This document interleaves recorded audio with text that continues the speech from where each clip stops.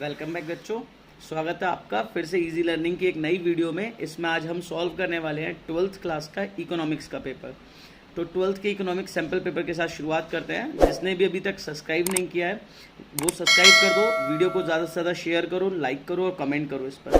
और आपके डाउट्स के लिए जब भी आपको डाउट्स की ज़रूरत हो कमेंट पर आप कर सकते हो, मैं उसको कमेंट्स पर ही समझा दूंगा आपको। चलिए शुरू करते हैं हम जी। हमारा फर्स्ट क्वेश्चन है purchase of share is related to. जो परचेज है शेयर्स की वो किस चीज से रिलेटेड है। तो जब भी हम शेयर परचेज करते हैं बजट में, देखो शेयर परचेज कर रहे हैं तो कुछ आ रहा है ना, ऐसा तो नहीं है असेट लायबिलिटी पर असर नहीं पड़ा, असेट बन गया, तो ये हमेशा होगा कैपिटल एक्सपेंडिचर। ठीक है, एक्सपेंडिचर क्यों है? क्योंकि हम पैसा खर्च कर रहे हैं और जो हम पैसा खर्च करते हैं तो वो एक्सपेंडिचर होता है और इससे असेट फॉर्म हो रही है, इसीलिए ये कैपिटल एक्सपेंडिचर है। नेक्स्ट क्वेश्चन है which of the following statement is not true. इनमें से कौन सा स्टेटमेंट ट्रू नहीं है।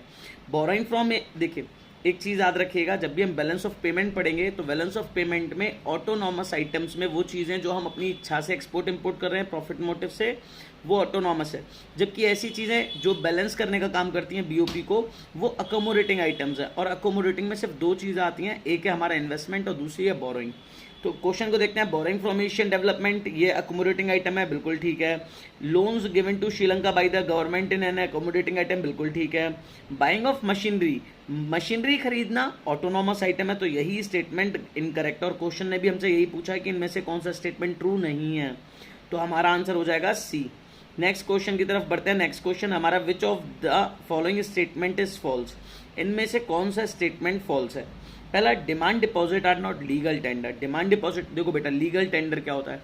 लीगल टेंडर जब आरबीआई या हम कहें गवर्नमेंट या अथॉरिटी किसी पैसे को उसकी ऑथेंटिकेशन देती है, यानी देश में ये घोषित करती है कि ये चीज़ रुपए की तरह इस्तेमाल होगी, उसे लीगल टेंडर कहते हैं। जैसे नोट पर आपने देखा होगा, 10 के नोट पर, 5 के नोट पर, 50 के नोट पर लिखा हुआ होता है ना कि आई प्रोमिस टू द वो जो होल्डर है जिसके पास वो 10 का नोट है तो टू पे हिम 10 रुपीज़, तो वो लीगल टेंडर है।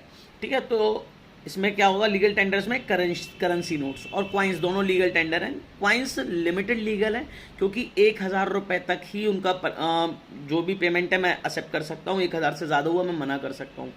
रुपए यानी नोट कभी भी मैं मना नहीं कर सकता है, वो अनलिमिटेड लीगल टेंडर है। नेक्स्ट क्वेश्चन पे जाते हैं। Foreign exchange transactions which are independent of other transactions are of in the balance of payment are called. ऐसे ट्रांजेक्शन जो बाकी दूसरे ट्रांजेक्शन से इंडिपेंडेंट होते हैं वो कहलाते हैं बेटा ऑटोनॉमस ट्रांजेक्शंस। जबकि ऐसे ट्रांजेक्शंस जो दूसरों के ऊपर डिपेंडेंट होते हैं वो कहलाते हैं अकोमोडेटिंग आइटम्स। तो याद रखिएगा, छोटी सी चीज़ है। नेक्स्ट कह रहा है स्टेटमेंट है, ठीक है। पहला स्टेटमेंट है speculative demand for money is inversely related to the rate of interest. की जो डिमांड है मनी की वो इन्वर्सली रिलेटेड होती है रेट ऑफ इंटरेस्ट से। ठीक है, चलिए यानी इस देखो जरा ध्यान समझना, जब हमें लगता है कि इंटरेस्ट रेट ज़्यादा है तो हम उस समय पे क्या करते हैं, उस समय पे अपने पैसे को बॉन्ड्स वगैरह में कन्वर्ट कर देते हैं। ठीक है, तो हम उस समय पे डिमांड कम करते हैं पैसे की, तो स्टेटमेंट बिल्कुल करेक्ट लग रहा है। दूसरा कह रहा है different people have different expectations regarding the future movements in the market rate of interest based on their private information regarding the economy. कि जो अलग अलग लोग होते हैं उनके अलग अलग एक्सपेक्टेशंस होते हैं इकोनॉमी में इंटरेस्ट रेट को लेकर, ये भी स्टेटमेंट बिल्कुल करेक्ट है। तो इसका मतलब ए आंसर हो जाएगा, both the statements are true. Next question की तरफ बढ़ते हैं।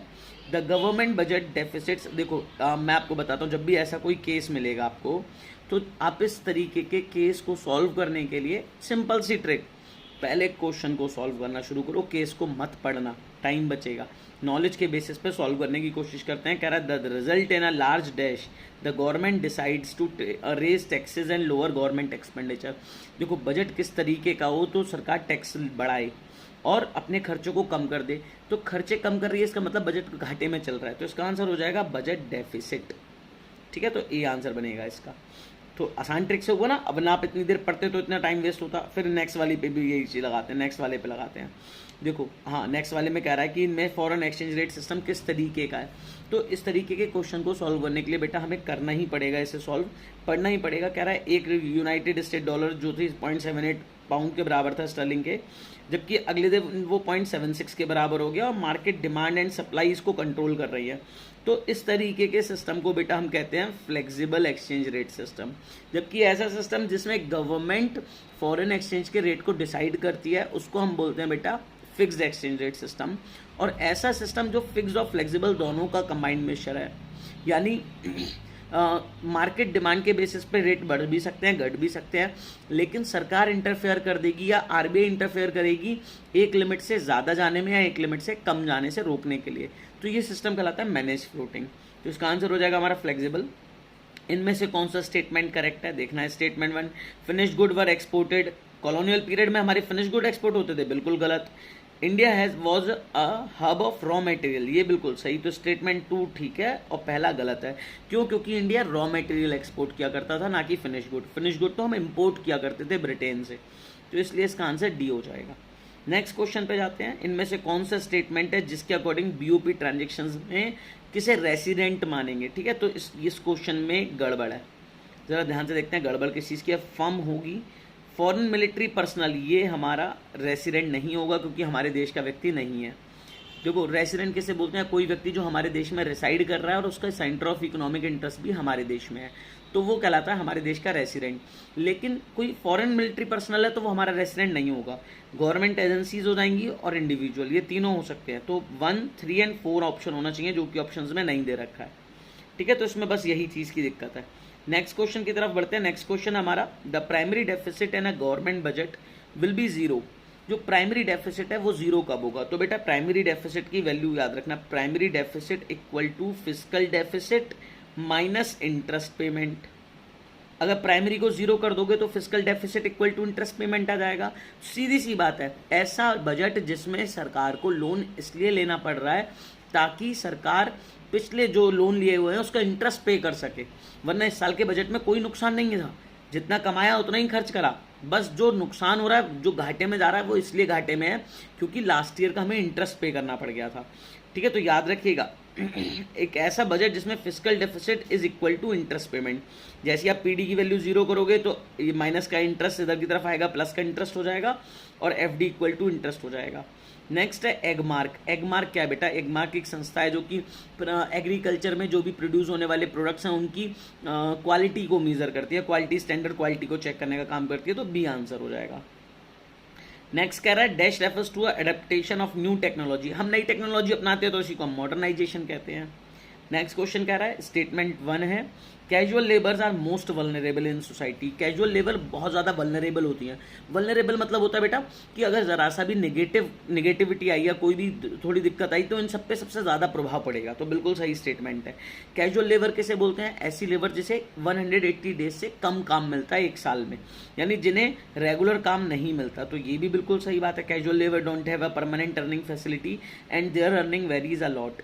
दे can even lose their jobs with a slight dip in the economic growth. जरा सी भी इकोनॉमिक ग्रोथ में डिप हुई तो इनकी नौकरी चली जाती है। तो दोनों ही स्टेटमेंट करेक्ट हैं, ए आंसर बनेगा। नेक्स्ट क्वेश्चन पे जाते हैं। Physical capital helps in formation of human capital. बेटा देखो जरा, ह्यूमन कैपिटल फॉर्मेशन का चैप्टर का क्वेश्चन है और हमने चीज़ आनी थी कि आप जितने काबिल हो जाओगे आप मशीन को बनाओगे, मशीन आपको थोड़ी ना बनाएगी। तो पहला स्टेटमेंट गलत है। Physical capital is passive in nature. बिल्कुल सही बात है, फिजिकल कैपिटल पैसिव होती है, एक्टिव होता है ह्यूमन कैपिटल। तो दूसरा स्टेटमेंट करेक्ट है, इसका मतलब आंसर हो जाएगा डी। नेक्स्ट क्वेश्चन पे जाते हैं। Credit that farmers needs for consumption purpose such as on birth and death etcetera is called. देखो बर्थ पर किसी का बच्चे का जन्म हुआ तो फार्मर को पैसे की ज़रूरत है, या किसी की डेथ हो गई तो फार्मर को पैसे की ज़रूरत है। इससे कुछ प्रोड्यूस थोड़ी ना हो रहा है। प्रोड्यूस नहीं हो रहा तो अनप्रोडक्टिव है। ठीक है, और अगर कुछ प्रोडक्शन हो रहा तो प्रोडक्टिव कहलाता। नेक्स्ट क्वेश्चन की तरफ जाते हैं बच्चों, हम नेक्स्ट क्वेश्चन देखेंगे। नेक्स्ट क्वेश्चन हमारा कि ये पूछ रहा है इनमें से कौन सा करेक्ट पेयर है। चलिए देखते हैं करेक्ट पेयर। कह रहा है exports of food grains invisible item है। नहीं दिख तो रहा है भैया, फूड ग्रेन तो दिख सकता है, तो विजिबल आइटम है। Transport services to NRI visible item. अब मुझे बताओ जो सर्विसेज होती हैं हमने ट्रांसपोर्ट कर दी तो वो देख सकते हैं? बिल्कुल नहीं देख सकते। ये विजिबल कह रहा है, ये भी गलत हो गया। Import of steel by steel company. Steel company ने स्टील मंगाया, स्टील तो देखा जा सकता है, तो विजिबल आइटम बिल्कुल सही। इसका मतलब इसका सी आंसर हो जाएगा कि सी बिल्कुल करेक्ट है। नेक्स्ट क्वेश्चन है बेटा, full employment and equitable distribution of income and wealth are the dash period objective of planning in India. देखो बेटा अब यहाँ पे बात करते हैं प्लानिंग में दो तरीके के गोल्स होते हैं, short term goals and long term goals. ऐसे गोल जो प्लान टू प्लान चेंज होते हैं उन्हें शॉर्ट टर्म गोल्स बोलते हैं, और ऐसे गोल्स जो हर प्लान में कॉमनली रखे जाते हैं उन गोल्स को हम बोलते हैं लॉन्ग टर्म गोल्स। तो इसका आंसर होगा लॉन्ग टर्म गोल्स, क्योंकि फुल एम्प्लॉयमेंट हो गया, इक्विटेबल डिस्ट्रीब्यूशन ऑफ इनकम हो गया, मॉडर्नाइजेशन हो गया, जीडीपी ग्रोथ हो गई, ठीक है। ये सारी की सारी ऐसी चीज़ें जिन्हें हर प्लान में कॉमनली रखा गया, तो लॉन्ग टर्म ऑब्जेक्टिव्स हैं। बजट की बात करते हैं, बजट क्या है? बजट सरकार के इनकम एक्सपेंडिचर का डिस्क्रिप्शन है, बिल्कुल सही। सरकार की इकोनॉमिक पॉलिसी का डॉक्यूमेंट है, बिल्कुल सही। सरकार के नॉन प्रोग्राम्स का डिस्क्रिप्शन है, बिल्कुल सही। इसका मतलब हो जाएगा ऑल ऑफ दीज। इनमें से कौन सा इंस्टीट्यूशनल क्रेडिट एजेंसी नहीं है? गांव में बेटा लोन प्रोवाइड करने वाली दो एजेंसीज होती हैं, एक होती है इंस्टीट्यूशनल, दूसरी होती है नॉन इंस्टीट्यूशनल। ऐसे सोर्सेज जो सरकार या सरकार की किसी एजेंसी के कंट्रोल में होते हैं उन्हें इंस्टीट्यूशनल कहते हैं, जबकि ऐसे जिनके ऊपर सरकार का कोई कंट्रोल नहीं होता उन्हें नॉन इंस्टीट्यूशनल बोलते हैं। तो कोऑपरेटिव इंस्टीट्यूशनल है, कॉमर्शियल एंड आरआरबीज इंस्टीट्यूशनल है, नाबार्ड इंस्टीट्यूशनल है, देसी बैंकर ये इंस्टीट्यूशनल नहीं है। तो यही आंसर हो जाएगा डी। कह रहा है if the total deposit created by commercial bank in is 12,000 crore, the LRR is 25, then calculate the amount of initial deposit.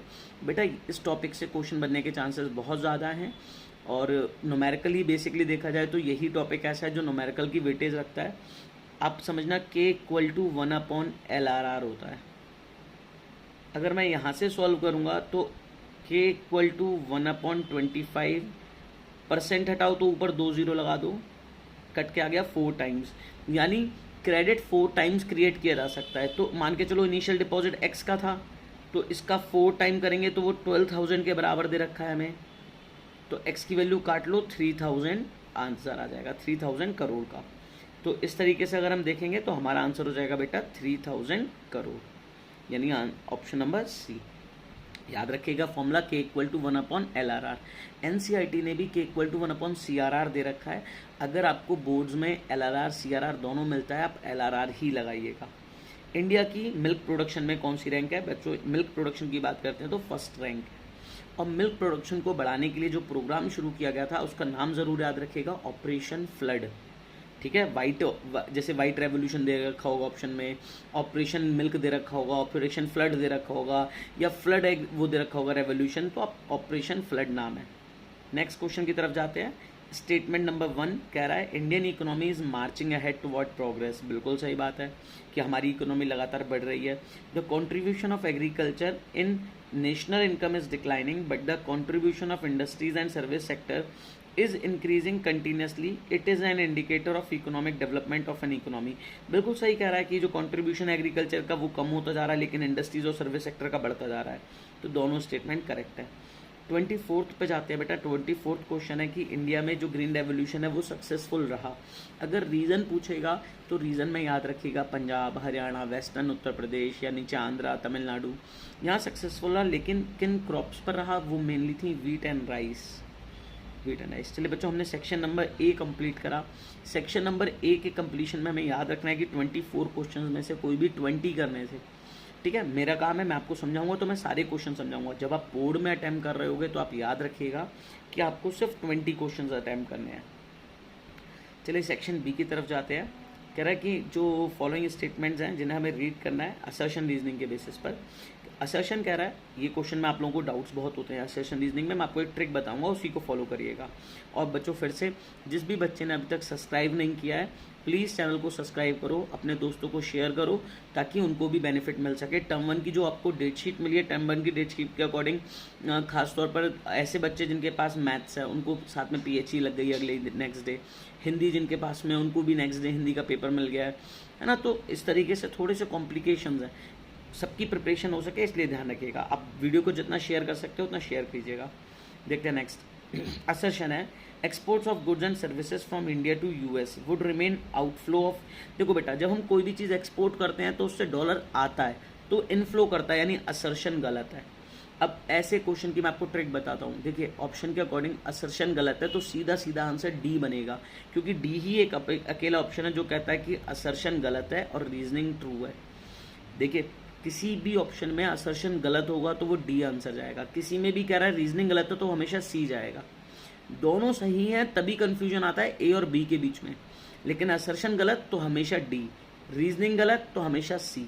ठीक है, छोटी सी ट्रिक है, याद रखिएगा। हमने रीजनिंग भी नहीं पढ़ी फिर भी हमारा आंसर आ गया। इनमें से कौन सा सोर्स है कैपिटल रिसिप्ट का? कैपिटल रिसिप्ट मतलब मुझे पैसा तो मिले लेकिन असेट लाइबिलिटी पर असर पड़ जाए, यानी असेट या तो कम हो जाए या लाइबिलिटी मेरी बन जाए, मुझे किसी को पैसा लौटाना पड़े। देखते हैं बेटा, डिसइन्वेस्टमेंट, जरा ध्यान से देखिएगा। डिसइन्वेस्टमेंट क्या होता है? जब सरकार अपनी इंडस्ट्रीज को बेचती है, सरकार पब्लिक सेक्टर अंडरटेकिंग्स को बेचती है, इसी को बोलते हैं डिसइन्वेस्टमेंट। डिसइन्वेस्टमेंट हुआ तो सरकार की रेलवे चली गई या सरकार का एयर इंडिया चला गया, तो पैसा तो मिला सरकार को लेकिन उनकी एक पीएसयू चली गई, एक असेट चली गई, इसीलिए ये कैपिटल रिसिप्ट होगा। नेक्स्ट देखते हैं, असर्शन रीजनिंग क्वेश्चन है, कह रहा है economy can not develop without industrial development. Industrial development के बिना इकोनॉमी डेवलप नहीं हो सकती, बिल्कुल सही स्टेटमेंट। रीजनिंग देखते हैं, industrial development leads the economy to have high rate of employment and less poverty in economy. कि इंडस्ट्रियल डेवलपमेंट से इकोनॉमी में एम्प्लॉयमेंट रेट बढ़ता है, गरीबी कम हो जाती है, बिल्कुल सही स्टेटमेंट है। हाँ बच्चों, मैंने कहा था कि इस तरीके के क्वेश्चन आएंगे जहाँ पर असर्शन और रीजनिंग दोनों सही होंगी तो वहाँ पर दिक्कत आती है कि ए ऑप्शन होगा या बी। एक और ट्रिक बता रहा हूँ छोटी सी, याद रखिएगा। असर्शन के बाद बिकॉज लगाइएगा, फिर रीजनिंग को रीड करिएगा और सेंस निकल रहा है, इसका मतलब ए आंसर होगा। देखते हैं, economic development economy cannot develop without industrial development because industrial development leads the economy to have high rate of employment and less poverty in economy। बिल्कुल सही सेंस बन रहा है, इसका मतलब ए आंसर होगा। फिर कह रहा है जो यूनियन गवर्नमेंट ने एक स्कीम अनाउंस करी थी, कुसुम। ठीक है बच्चों, इस तरीके के क्वेश्चन आ सकते हैं करंट से रिगार्डिंग, खासतौर पे गवर्नमेंट की स्कीम्स को लेकर। आपने रूरल डेवलपमेंट पढ़ रखा है चैप्टर, उसमें भी स्कीम्स हैं। ह्यूमन कैपिटल फॉर्मेशन, उसमें भी स्कीम्स हैं। गवर्नमेंट बजट, उसमें भी स्कीम्स आ सकती हैं करंट से। तो क्या कर सकते हो, या तो ट्राई करो कि आप करंट से अपडेटेड रहो, लेकिन अब इतना टाइम नहीं है कि इतना सारा कुछ पढ़ सको, तो आप ट्राई करिएगा कि जो चॉइस वाले क्वेश्चन में इन क्वेश्चंस को छोड़ दीजिएगा। वैसे अगर कुसुम की बात करते हैं तो कुसुम सोलर फार्मिंग के लिए शुरू की गई थी। इसमें उत्थान मतलब ऐसे था कुछ, सुरक्षा और उत्थान योजना थी ये। ठीक है, तो सुरक्षा एंड उत्थान, तो सुरक्षा ऐसे सुरक्षा है। नेक्स्ट है असर्शन रीजनिंग में, calorie based norm is not an adequate measure to identify poor. Calorie के बेसिस पे जो गरीबी को नापा जाता है वो एक एडिक्वेट मीजर नहीं है, बिल्कुल सही है असर्शन। रीजनिंग कह रहा है ये एक ऐसा मेथड है जहाँ पे हम बहुत ज़्यादा गरीब और गरीब के बीच में डिफ्रेंशिएट नहीं कर सकते। रीजनिंग भी बिल्कुल सही है। देखो बेटा, अगर आप गांव में रह रहे हो तो 2400 कैलोरी पर पर्सन पर डे खानी है, क्योंकि गांव में मैनुअल लेबर ज़्यादा करनी पड़ती है। शहर में रह रहे हो तो 2100 कैलोरी पर पर्सन पर डे खानी है, क्योंकि शहर में मैनुअल लेबर कम करनी पड़ती है। अगर आप इतनी नहीं खा पा रहे हो तो आप गरीब कहलाओगे। तो इसमें दिक्कत ये चीज़ है, जो बहुत ज़्यादा गरीब हैं, जिन्हें 100, 200, 300 कैलोरी मिल पा रही हैं, उन्हें और 1800, 1900 वालों को हम डिफ्रेंशिएट नहीं कर सकते। तो असर्शन रीजनिंग दोनों करेक्ट है और दोनों ही एक दूसरे का मतलब रीजनिंग उसका सही एक्सप्लेनेशन है।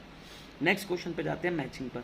मैचिंग कह रहा है, हाँ कुछ डेट्स हमें याद रखनी है। वो डेट्स देखिए मैं आपको बताता जाऊँगा कुछ डेट्स में जो हमें याद रखने की डेट्स हैं। जैसे आप याद रखिएगा, प्लानिंग कमीशन कब बनी, कौन सा प्लान किस ईयर में आया, प्लान ब्रेक कब हुए, रेलवे इंट्रोड्यूस कब हुई हमारे देश में, कब टिस्को खुली हमारे यहाँ पर, कब नाबार्ड सेटअप किया गया, कब MRTP एक्ट आया, कब वो इंडस्ट्रियल पॉलिसी रेजोल्यूशन IPR आया।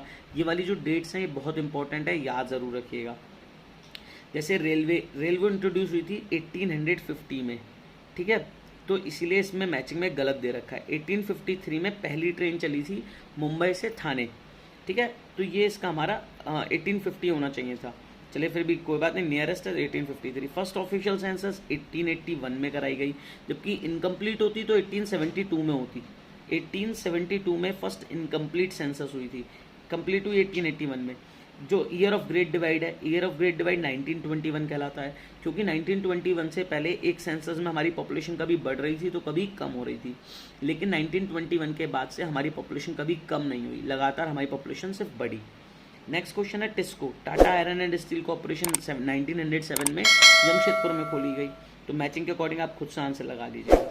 नेक्स्ट क्वेश्चन है कि एक फिगर दे रखी है, हमें एक फोटो दे रखा है, हमें इसे पहचानना है ये क्या दिखा रहा है। देखो बच्चों, इतने सारे लोग मिलकर खेतों में काम कर रहे हैं, आप जरा देखो इसे, इतने सारे लोग मिलकर खेतों में काम कर रहे हैं, तो क्या दिखा रहा है कि गांव में गरीबी बहुत ज़्यादा है या डिस्गाइज अनएम्प्लॉयमेंट का केस है। देखते हैं क्वालिटी ऑफ एम्प्लॉयमेंट, यहाँ पे क्वालिटी की तो बात हो ही नहीं रही।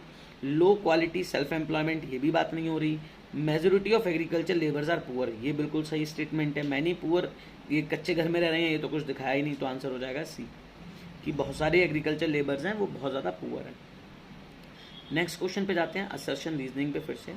Physical deficit is measured in terms of, बेटा ये हमेशा याद रखिएगा, FD is equals to borrowing.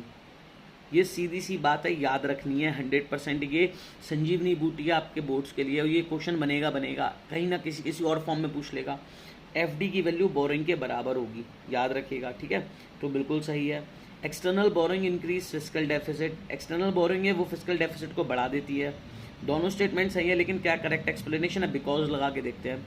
Physical deficit is measured in term of borrowings, external borrowings increase the physical deficit. तो बेटा दोनों में सेंस नहीं बन रहा, बिकॉज लगाने के बाद भी कि physical deficit is measured in terms of borrowings because external borrowing, तो ये कुछ सेंस नहीं बन रहा, तो इसका आंसर बनेगा बी। नेक्स्ट क्वेश्चन पे जाते हैं। कह रहा है कि GDP दे रखी है, हमें एक टेबल दे रखी है, पूछा है कि किस सेक्टर ने 13-14 में यानी ये वाले ईयर में सबसे ज़्यादा ग्रोथ करी है। देखो सबसे ज़्यादा वैसे तो GDP में कंट्रीब्यूशन सर्विस सेक्टर का सबसे ज़्यादा है, लेकिन हमसे ये पूछा ही नहीं है। हमसे पूछा है कि ग्रोथ किस में ज़्यादा हुई है, तो ग्रोथ के लिए बेस ईयर से मतलब पिछले ईयर से चेक करो।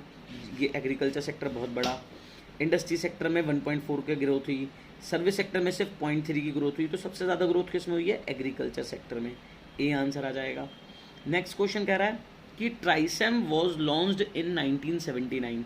जो ट्राइसेम है बेटा, ट्राइसेम एक स्कीम थी, गवर्नमेंट ने पेप्स पॉवर्टी एलिवेशन प्रोग्राम के अंडर में इसे इंट्रोड्यूस किया था ताकि गरीबी को ख़त्म किया जाए 1979 में। तो बिल्कुल सही है स्टेटमेंट 1।